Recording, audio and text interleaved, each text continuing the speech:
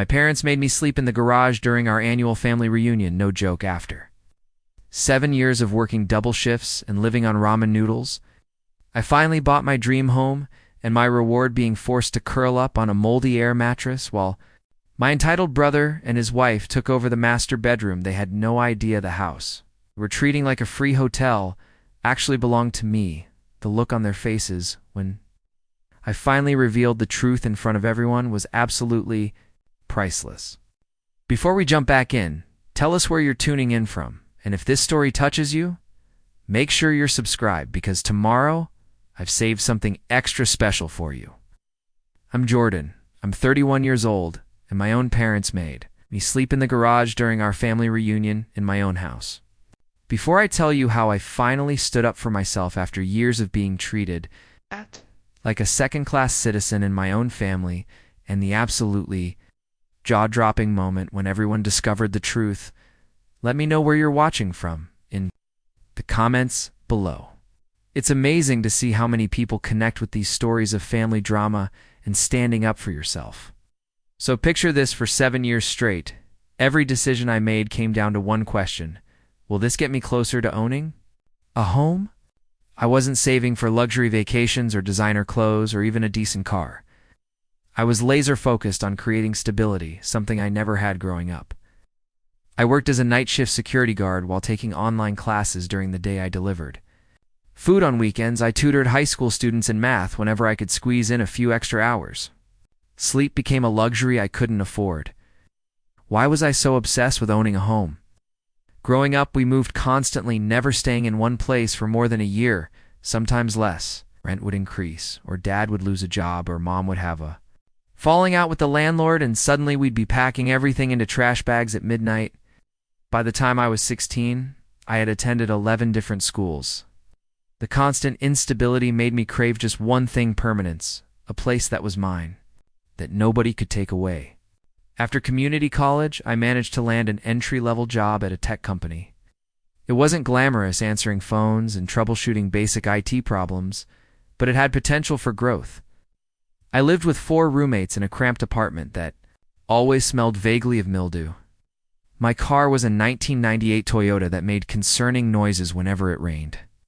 I packed my lunch every single day, never ordered takeout, never went to the movies, never even turned the heat above 65 degrees in winter.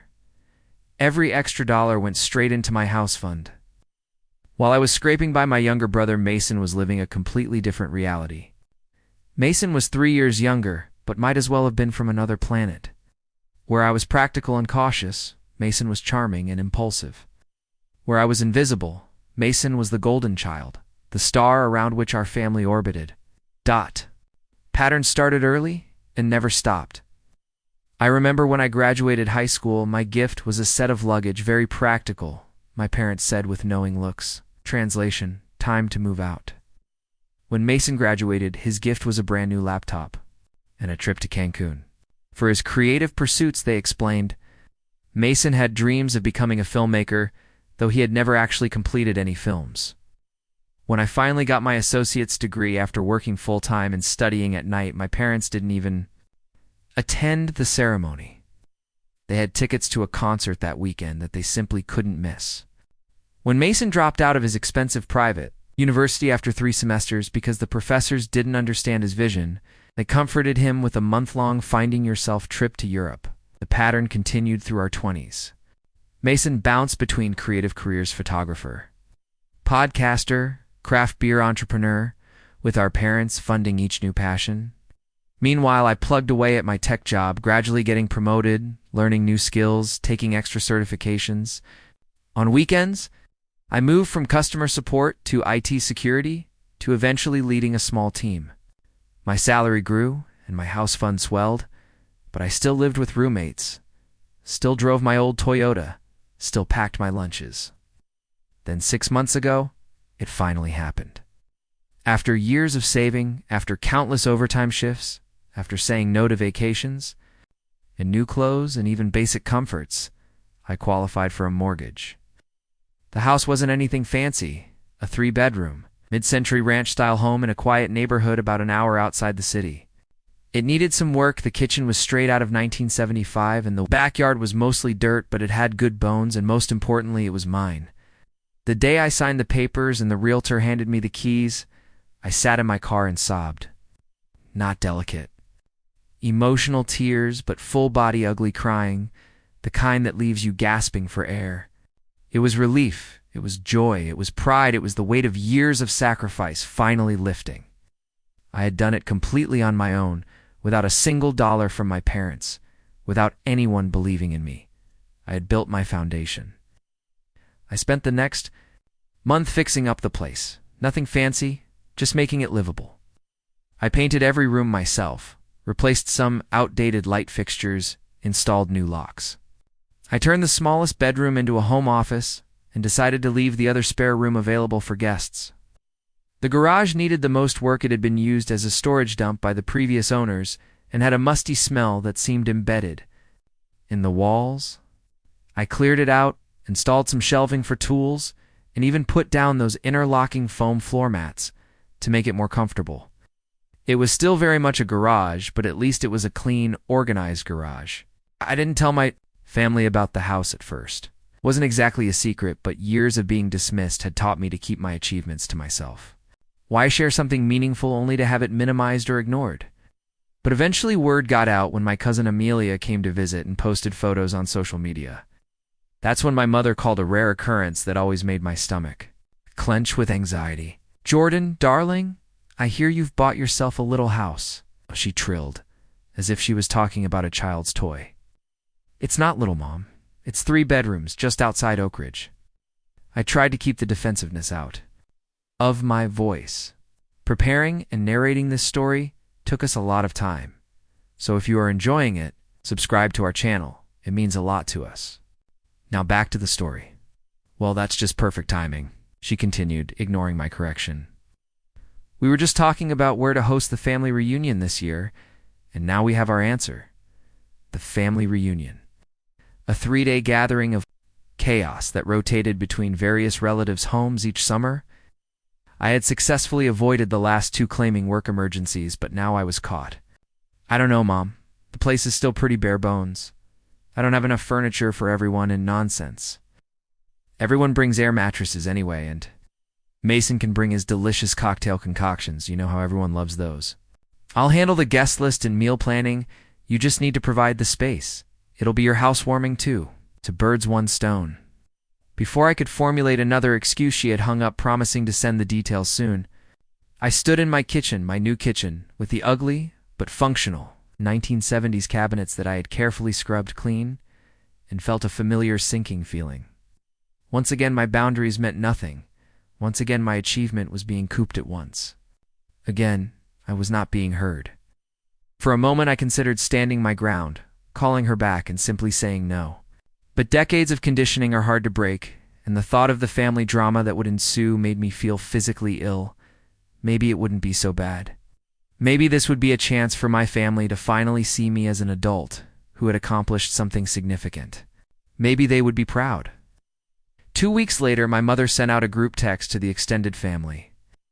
"Annual Miller family reunion this year at Jordan's new bachelor pad.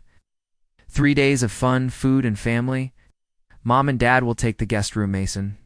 And Leela get the master bedroom they need, the space with the baby on the way. Everyone else brings air mattresses." I stared at my phone in disbelief. She had assigned my bedroom in my house to my brother and his wife without even asking me, and this was the first I was hearing about a baby. Mason and his wife Leela had only been married for 8 months after a whirlwind romance. An extravagant wedding paid for entirely by my parents. I called my mother immediately. "Mom, you can't just give away my bedroom without asking me." She laughed like I had said something adorably naive. "Jordan, honey, Mason, and Leela need the space. She's having terrible morning sickness and needs easy access to a bathroom. You wouldn't want your sister-in-law to be uncomfortable, would you? It's just for 3 days you can bunk in with your cousin Tyler." "No, Mom, I'm not bunking with Tyler. This is my house. I'll give Mason and Layla the guest room, but I'm keeping my bedroom." There was a long silence on the other end of the line. "I've already told them they can have the Master Jordan."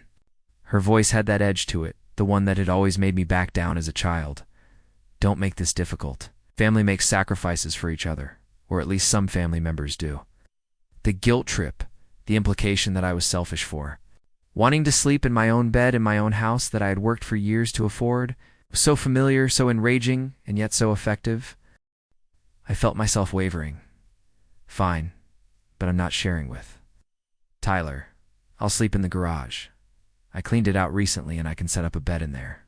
That's the spirit. My mother's voice immediately brightened. Always the practical one, aren't you? This is going to be the best reunion yet. As I hung up, I felt that familiar mixture of anger and defeat, the sensation of having been manipulated but being unable to stop it. Why did I keep letting this happen? Why couldn't I stand up to them? I looked around at my house, my achievement, my safety, and felt it already being taken from me. The next 2 weeks passed in a blur of preparation. I deep-cleaned every room, installed a window AC unit in the master bedroom for Mason and Leela's comfort, even though I had been managing with just fans, set up the guest room with fresh linens, and purchased extra groceries and supplies. I also prepared the garage as my temporary bedroom, setting up an air mattress behind my parked car, hanging some sheets for privacy, and bringing out a small fan to combat the summer heat. As I made these preparations, a slow-burning anger began to build, replacing the usual resignation. This was my house that I had earned through years of sacrifice and hard work. The more I thought about it, the more I realized how absurd the situation was. I was voluntarily giving up my bedroom and relegating myself to the garage to accommodate the brother who had never had to sacrifice anything in his life. But what could I do? Cancel the reunion with only days to go? The disappointment, the accusations of selfishness, the family drama, it all seemed too overwhelming. So I continued preparing, even as resentment coiled in my stomach like a snake. The day of the reunion arrived, hot and humid, the kind of summer day where the air feels like a wet blanket. Cars began arriving around noon, my parents first naturally, followed by Mason and Leela and their brand new SUV, a baby preparation gift for my parents, no doubt. Then came the parade of aunts, uncles, cousins with their air mattresses, coolers, and overnight bags. My mother took charge, immediately directing people where to put their belongings, organizing the food in the kitchen, setting up the backyard with folding tables and chairs that she had brought. She didn't ask me where anything should go in my own home. She simply took over as if the house belonged to her. I found myself standing in the corner of my own living room, watching as relative after relative admired the space, complimenting my mother on finding such a cute little place for the reunion. Mason and Leela arrived last, making a grand entrance. Leela wasn't even showing yet, but she had one hand placed protectively over her stomach and the other clutching Mason's arm as if she might collapse at any moment. My mother rushed to her, side cooing and fussing. "Oh, you poor dear, you look exhausted." "Jordan, show them to the master bedroom right away. Make sure you've put fresh towels in the bathroom. Leela needs her rest." I led them down the hallway to my bedroom, where I had removed most of my personal items. Mason glanced around with mild interest. "Not bad, bro. Kinda small, but it'll do for the weekend." Leela immediately lay down on my bed, not bothering to remove her shoes. "The morning sickness is just awful. I might need to rest here for a while before joining everyone." I nodded stiffly and left them to settle in. As I headed back to the living room, I overheard my mother talking to my Aunt Karen. "We're just so proud of Mason stepping up to start a family. And that promotion at the marketing firm couldn't have come at a better time. Your father and I are helping them look at houses in our neighborhood. It's nothing too extravagant, just a 4-bedroom too." I froze just out of sight. Mason, who had bounced between 3 different jobs in the past year, who had never paid rent, who had never saved a penny in his life, was being helped to buy a house 4 times the size of mine. And here I was sleeping in the garage of the modest home I had sacrificed everything to afford.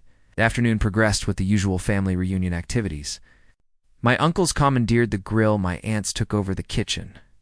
My cousins sprawled across my living room furniture with their phones and tablets. I moved through my own home like a ghost, fetching drinks, carrying trays of food, answering questions about where things were stored. No one asked about my job or how I had managed to buy the house on my own.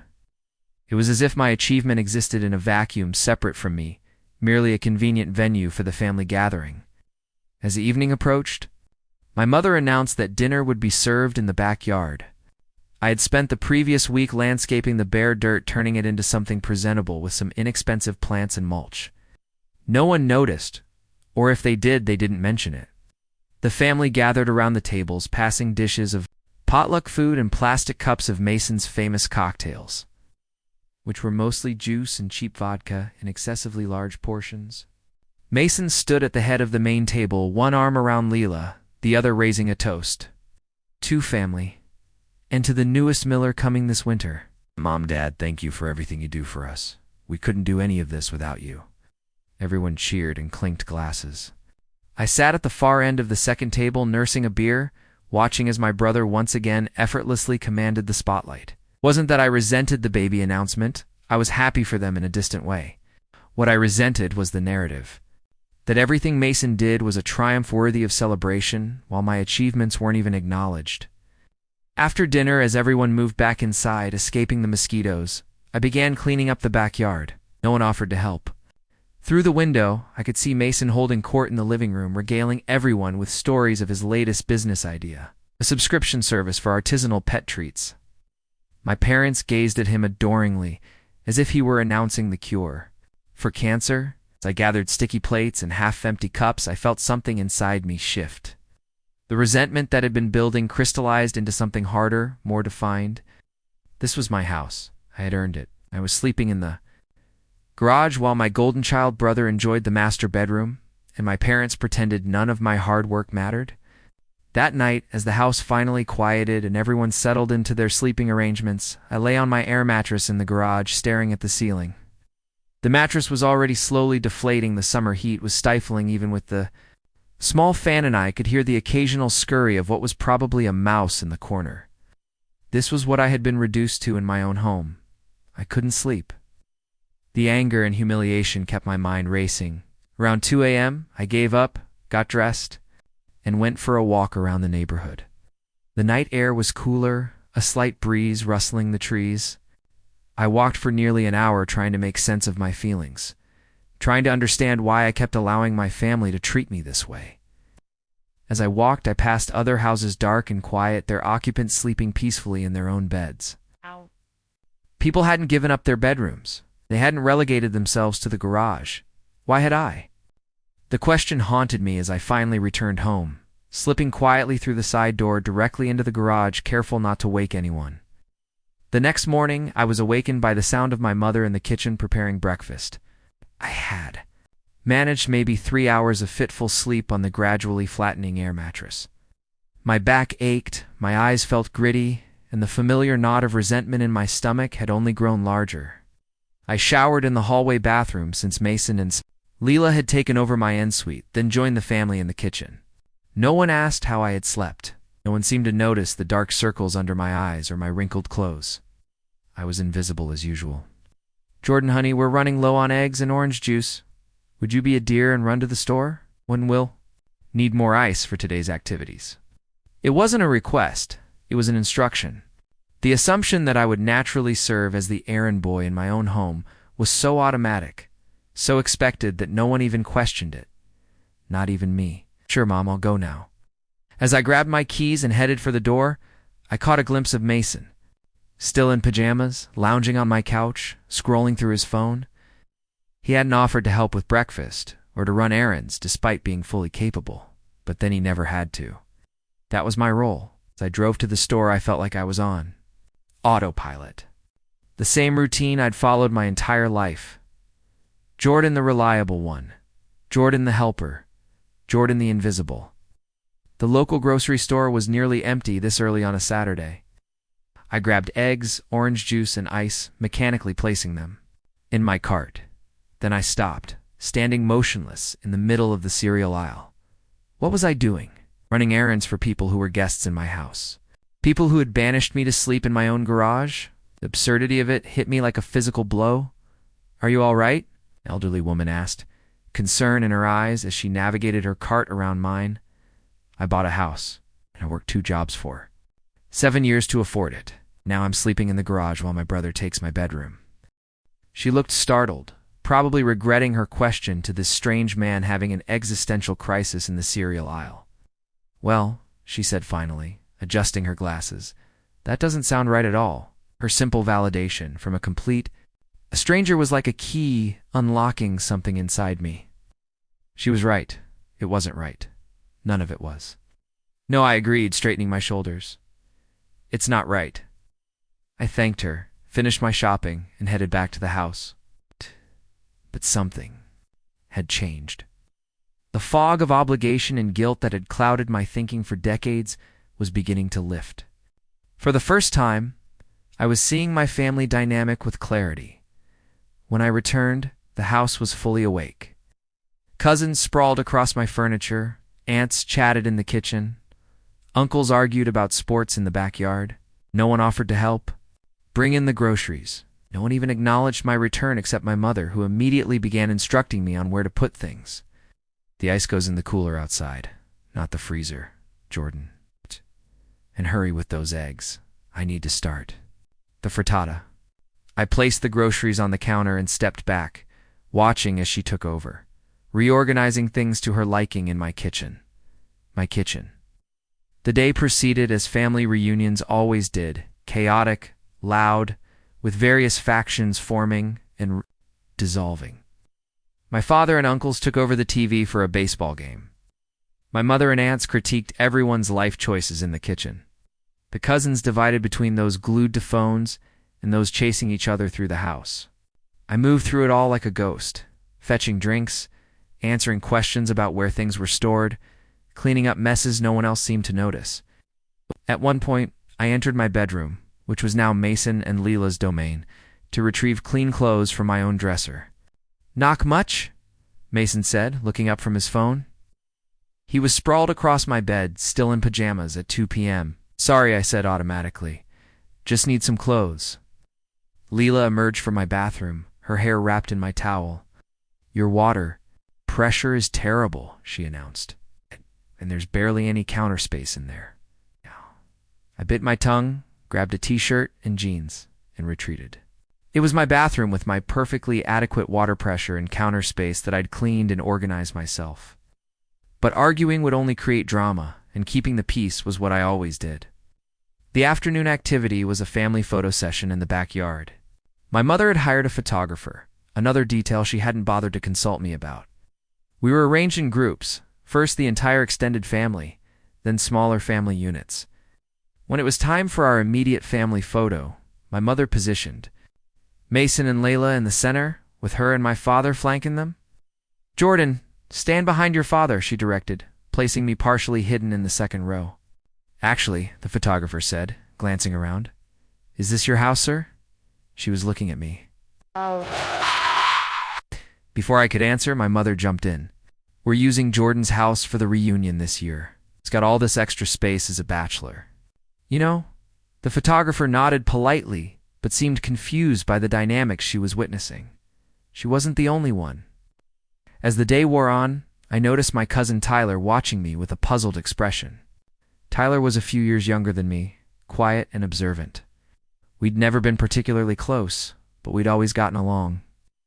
During a rare quiet moment, when most of the family was occupied with Mason's slideshow of vacation photos, Tyler approached. Me in the kitchen, where I was loading the dishwasher. "Hey, can I ask you something?" he said, leaning against the counter. "Why are you letting everyone walk all over you in your own house?" The directness of the question caught me off guard. "What do you mean? I mean, you bought this place, right? You're on your own? That's a big deal. But you're sleeping in the garage while Mason and Leela take your bedroom? Oh, yeah. You're running around serving everyone? No one's even acknowledged that this is your accomplishment." I stared at him, the dishwasher forgotten. "It's just easier this way," I said finally. "Keeping the peace." Tyler shook his head. "Peace for who? It's not for you." He was right, of course. The peace I maintained was really just everyone else's comfort at my expense. "I've been watching this dynamic our whole lives," Tyler continued. "At every family gathering, every holiday, you achieve something, it gets ignored or minimized. Mason breathes, and it's a celebration. Doesn't that bother you?" "Of course it bothers me," I admitted, surprised by my own honesty. "It always has. So why do you keep accepting it?" It was a simple question with a complicated answer. Why did I? Was it the conditioning of a lifetime? Fear of confrontation? It's a desperate hope that someday, if I just did enough, my family would see me. I don't know, I said finally. Habit, I guess. Tyler nodded thoughtfully. Well, habits can be broken. This seems like one that needs breaking. Our conversation was interrupted by my mother bustling into the kitchen. Jordan, we need more ice again. And paper towels. And can you fix the speaker system?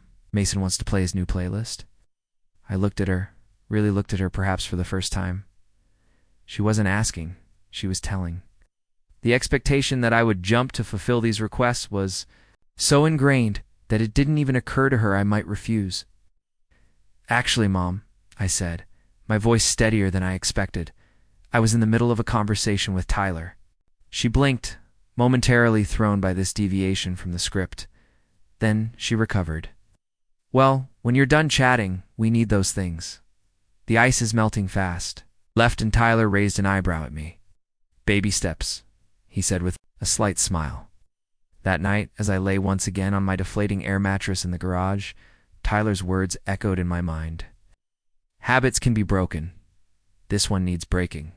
He was right. But how do you break a lifetime of patterns?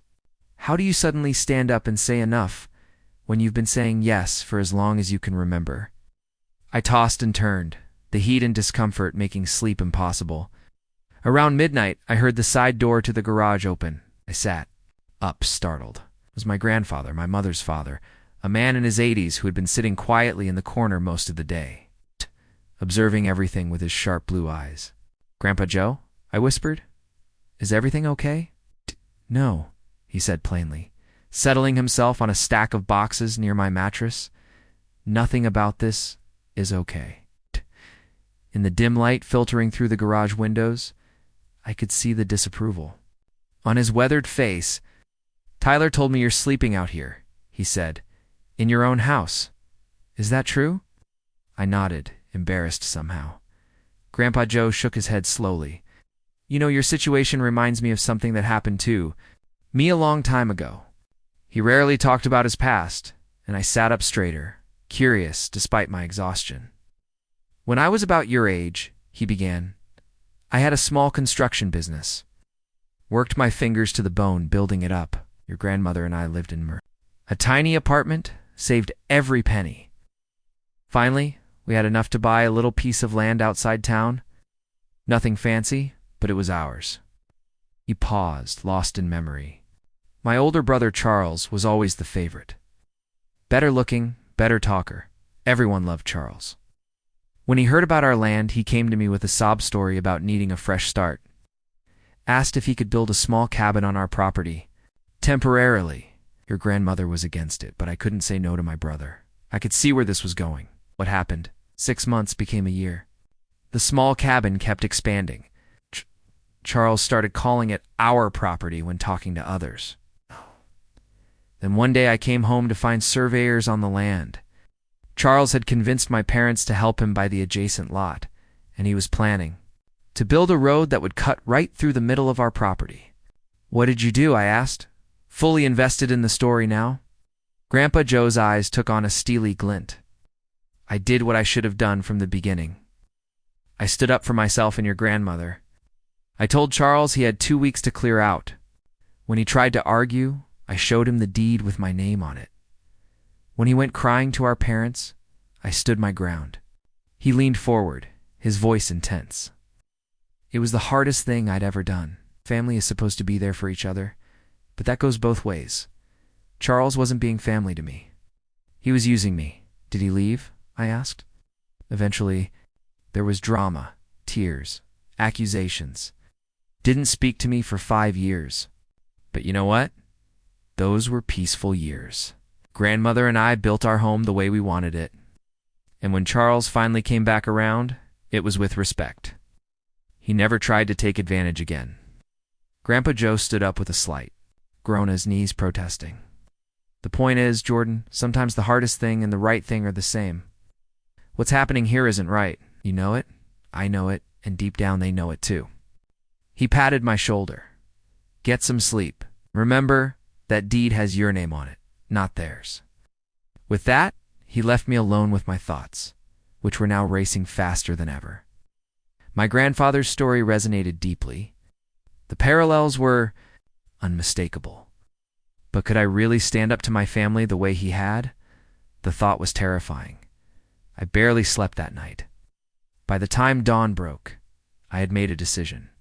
It wasn't fully formed yet, more of a commitment to stop accepting the unacceptable, to start small and see where it led.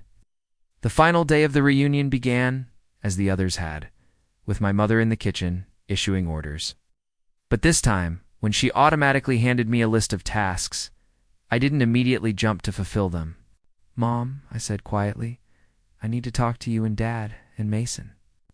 She barely glanced up from the pancake batter she was mixing. "Later, honey. We've got breakfast to prepare for 15 people. It's important," I insisted. She sighed dramatically. "Fine, after breakfast." Breakfast was the usual chaos to many people in too small a space, everyone talking over each other. I ate quickly, then waited for the crowd to disperse. As people began drifting away from the table, I approached my parents. "Can we talk now? In the living room?" Ow. Mason should be there too. My father looked up from his newspaper, surprised by my assertiveness. "What's this about, Jordan?" "Just a family discussion," I said, trying to keep my voice neutral. Curiosity piqued. They followed me to the living room. I asked Mason to join us, and he sauntered in, still in his pajamas despite it being nearly noon. "So what's the big emergency?" he asked, flopping onto my couch. I took a deep breath. "I want to talk about this house." "Oh, it's lovely, honey," my mother said automatically. "A bit small for entertaining, but you've done well with what you have." "That's not," I started, then stopped myself. "Stay focused. I wanted to talk about the sleeping arrangements." My father frowned. "Is this about the garage? It's just for one more night, Jordan?" "Yes, it's about the garage," I said, struggling. To keep my voice even, it's about the fact that I'm sleeping in the garage of a house that I bought, that I worked 7 years to afford, while Mason and Leela are in my bedroom. There was an uncomfortable silence. Then my mother laughed nervously. "Well, they needed the space, with the baby and all. It's just temporary." "That's not the point," I said. "The point is that no one asked me. You just announced it, like my opinion didn't matter. Like my accomplishment of buying this house didn't matter." Mason rolled his eyes. "We go with the martyr act. It's just a bed, bro." Something inside me snapped. "No, it's not just a bed. It's a pattern. It's been happening our entire lives. Mom and Dad have always favored you, given you everything, made excuses for you. And I've always been expected to be understanding, to make sacrifices, to put your needs first." My parents looked stunned. My father recovered first. "That's not true, Jordan. We've always treated you boys equally." I laughed, a short, bitter sound. "Really? When I graduated high school, I got luggage, a hint to move out. When Mason graduated, he got a trip to Europe. With tuition for my certification courses, you said you couldn't afford it. But you paid for Mason's entire education at a private university, which he didn't even finish." My mother's face hardened. "We've helped you plenty over the years. Name one thing," I challenged. "One significant thing you've done to support me the way you support Mason." The silence was deafening. They couldn't think of a single example. And now, I continued, I've achieved something completely on my own. I bought a house, with no help from anyone.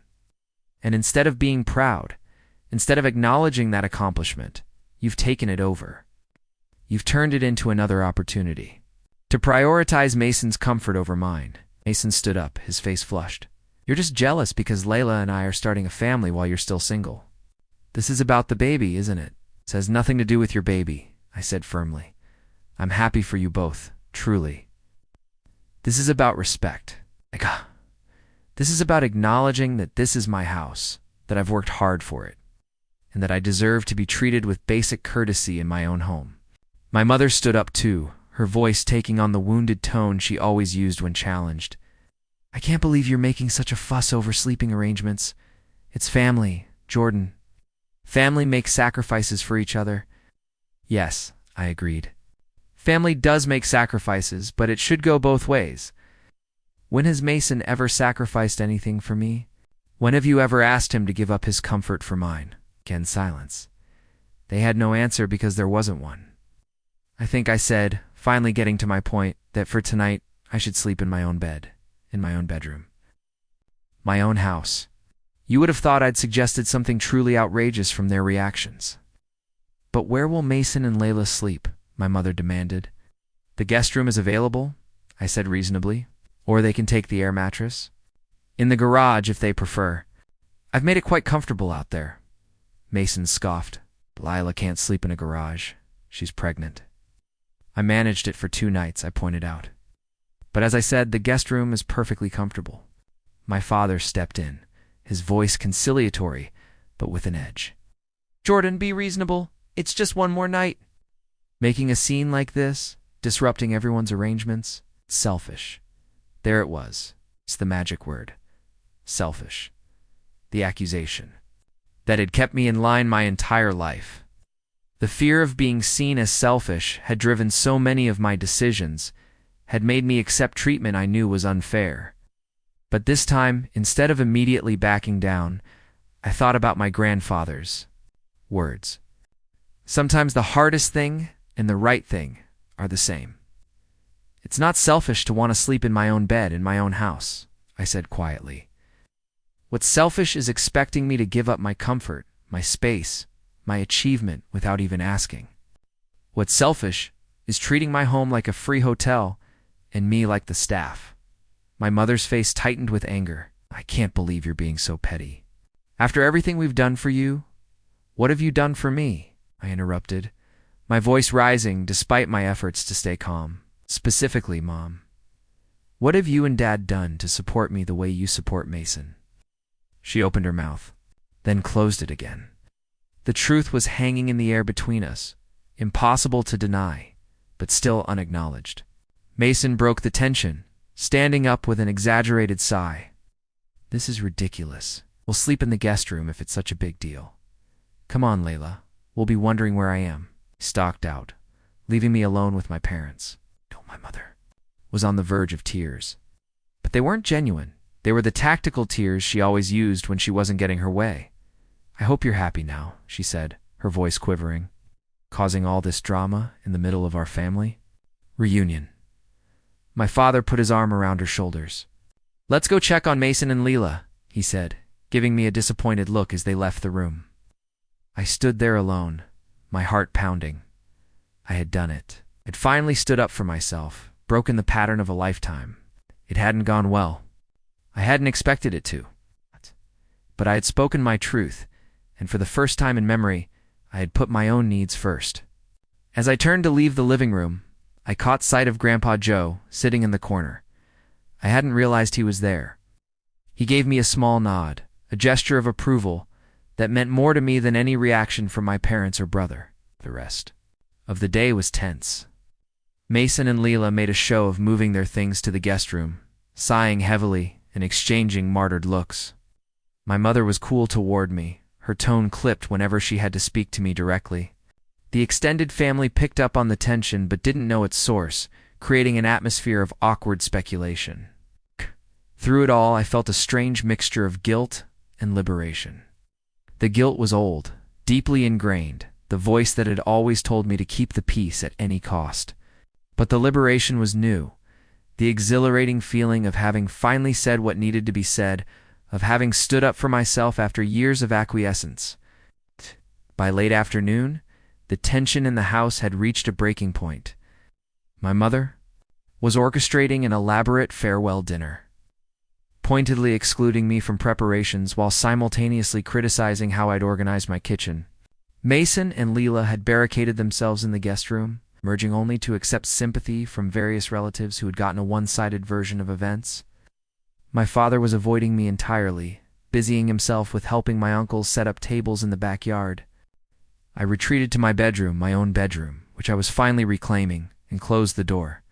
After 2 nights in the garage, the comfort of my own space felt almost foreign. I sat on the edge of my bed, running my hands over the quilt-eyed. Purchased to celebrate closing on the house, for the first time in days, I could breathe. A soft knock interrupted my moment of peace. I opened the door to find my cousin Tyler. "Hey," he said, glancing over his shoulder to ensure no one was listening. "That was pretty intense earlier. You okay?" I nodded, stepping aside to let him in. "Yeah, actually. Better than I expected." Tyler looked around my room with appreciation. "Nice space. Definitely better than the garage." I laughed despite myself. Hard to argue with that. He sat in the chair by my window while I returned to the edge of the bed. For a moment, neither of us spoke. "So," Tyler finally said, "what happens now?" It was a good question. I'd broken the pattern, challenged the status quo, but I had no roadmap for what came next. This was uncharted territory. "I don't know," I admitted. "I've never done this before." Stood up to them. Tyler nodded thoughtfully. "Well, from what I can see, you've got two options. You can try to smooth things over, go back to how it's always been, keep the peace, or," I prompted when he paused, "or you can use this as a turning point. Start setting boundaries. Stop accepting the unacceptable." He shrugged. "It won't be easy. They're not going to like it. But from where I'm sitting, it looks like the old way. Wasn't working so great for you anyway?" Before I could respond, another knock came at the door.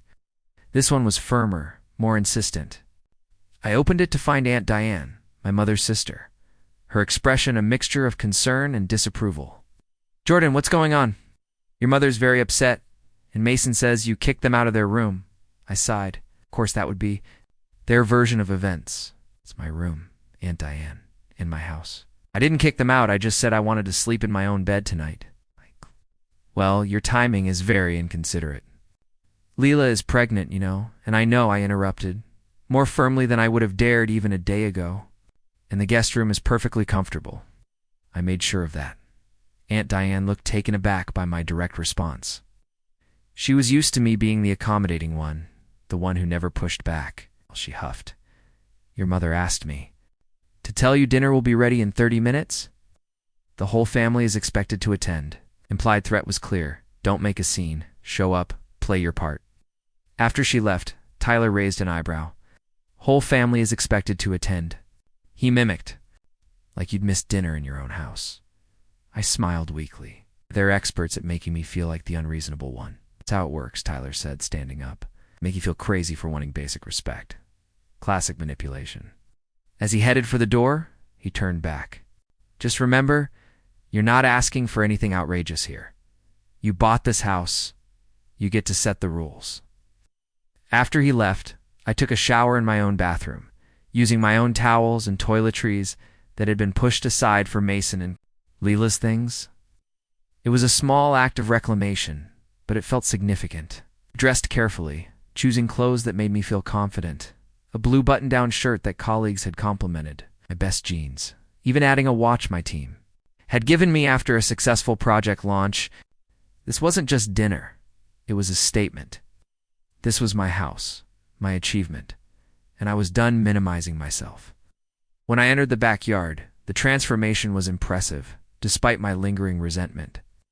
My mother had a talent for making any space feel festive, and she'd applied that skill to my humble yard. String lights hung from the trees. Tables were set with cloth napkins and real plates brought from my parents' house. Of course, and the air was filled with the aroma of grilled meats and vegetables. Conversation halted briefly as I appeared, then resumed with a forced casualness. I noticed my place setting was at the far end of one of the side tables, as distant from the main family grouping as possible. A subtle punishment, a physical manifestation of emotional distance. Instead of accepting it, I picked up my plate, silverware, and glass and moved them to an empty spot at the main table, directly across from Mason and Leela. My mother watched. This with narrowed eyes, but said nothing. Up next, you've got 2 more standout stories right on your screen. If this one hit the mark, you won't want to pass these up. Just click and check them out. Don't forget to subscribe in turn. On the notification bell, so you don't miss any upload from us.